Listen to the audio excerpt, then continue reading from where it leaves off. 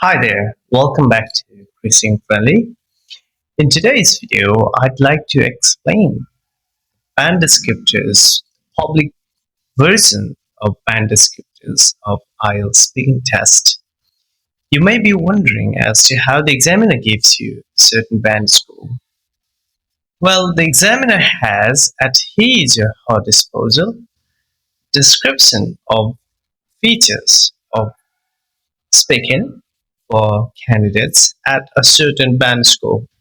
These descriptions of features of certain band score are already in front of the examiner, or these descriptions are already on the examiner's mind. He or she gives you score in your speaking test accordingly. So in today's video, I'm going to explain these descriptions of certain features to get a certain band score. Well, you need to fulfill the four requirements in terms of fluency and coherence, lexical resource, grammatical range and accuracy, and pronunciation. So you'll be given a certain band score on the basis of your performance across these four criteria. Now let's talk about what fluency refers to. By fluency is meant whether you are able to speak at length or not, or whether you can develop your answers sufficiently or not. That is called fluency. If you speak at length, means don't just give very short answer, but expand your answer. You must show the examiner that you are interested in speaking. If you speak at length, you're likely to get a band 7. If you develop your topics sufficiently, you will get band 8.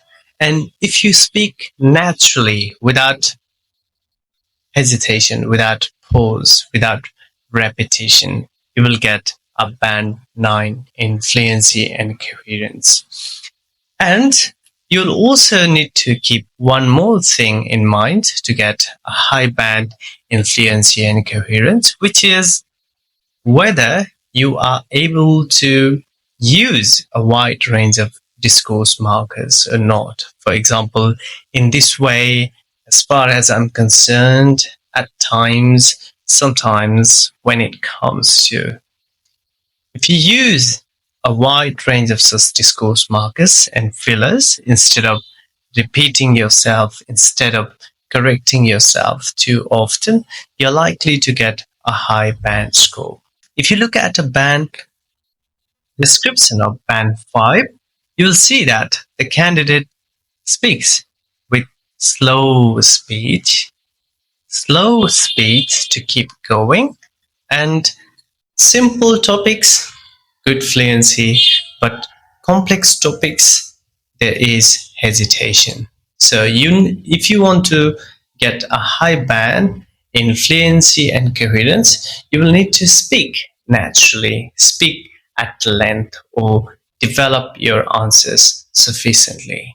Next criterion is lexical resource, by which is meant whether you are able to use your vocabulary sufficiently and flexibly or not. By this is again meant, can you use less common vocabulary or not? Can you use synonyms of the words contained in the questions?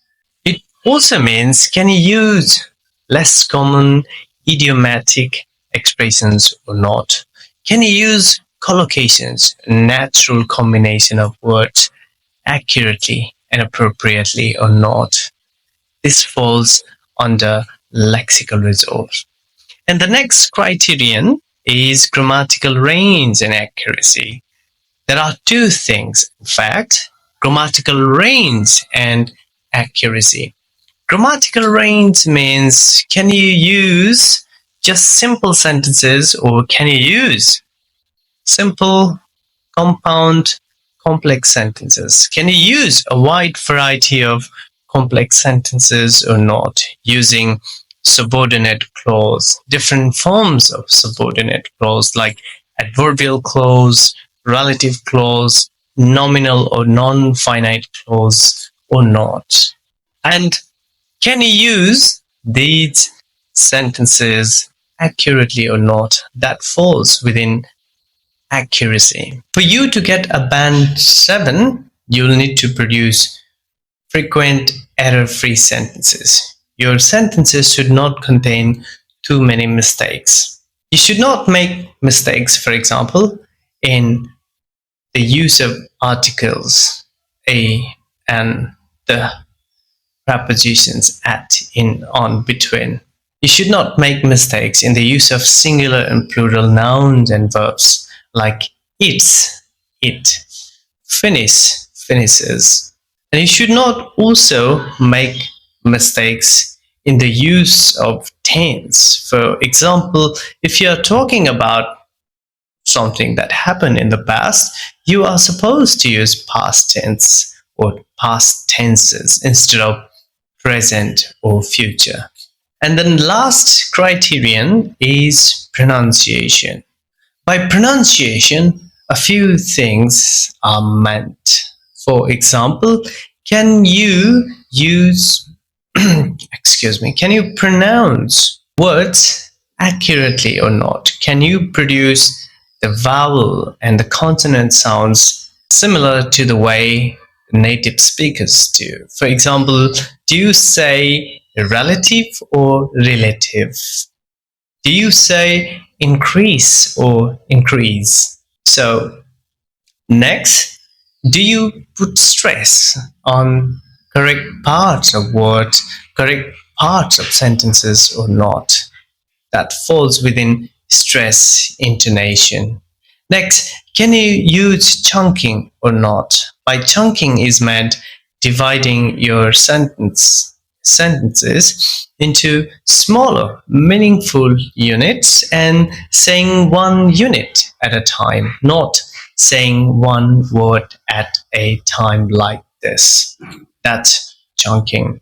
So for you to get a band 7 or higher, the first requirement in pronunciation is that your L1, which is first language, should have minimal or no impact on the production of English speech, English language.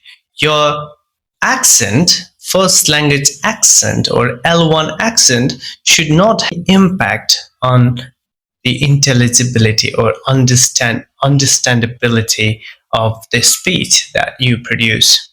And if you make a few mistakes in the production of individual vowel and consonant sounds, perfect, you can still get a band 7.